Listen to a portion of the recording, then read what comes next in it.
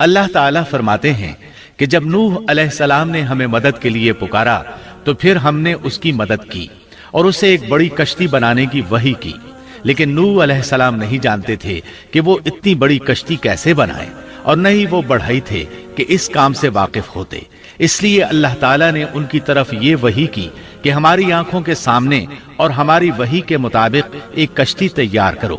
اللہ نے وحی کے ذریعے ان کی رہنمائی کی کہ وہ اس طرح کریں، اور مزید تعلیم کے لیے جبرائیل علیہ السلام کو بھیج دیا۔ وہ انہیں بتلاتے گئے کہ اس طرح کشتی تیار کرو۔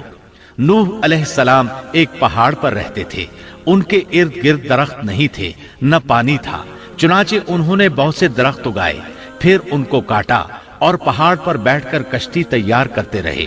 آپ بڑے بڑے تختے بناتے اور لوہا لاتے اور ان سے کیل تیار کرتے، پھر ان کیلوں کو تختوں میں ٹھوکتے، آپس میں ان تختوں کو ملاتے، یہاں تک کہ ایک بہت بڑی مضبوط اور دیو ہیکل کشتی تیار ہو گئی۔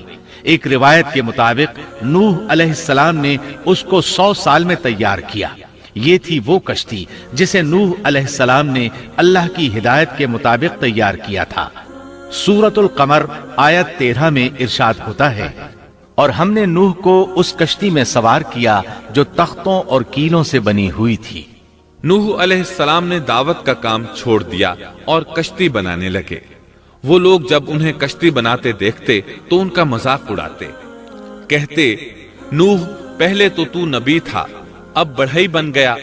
مزید کہتے، یہ کیسا مجنون ہے کہ پہاڑ پر کشتی بنا رہا ہے، تعجب ہے اس پر۔ اللہ نے ان کافروں کے مذاق کا ذکر سورہ ہود آیات 38 اور 39 میں کیا ہے۔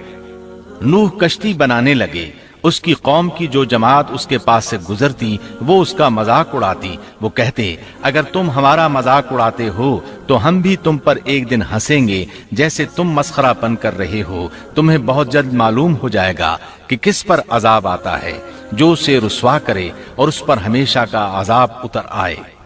اس کشتی کا حلیہ ابن عباس رضی اللہ عنہما سے ایک روایت میں یوں آیا ہے۔ وہ بیان کرتے ہیں کہ نوح علیہ السلام نے پہاڑ پر ایک کشتی تیار کی اور اسے تارکول سے لت پت کیا۔ اسی وقت سے تارکول کا ظہور ہوا۔ اس کشتی کا طول 300 گز، اونچائی 30 گز اور عرض 50 گز تھا۔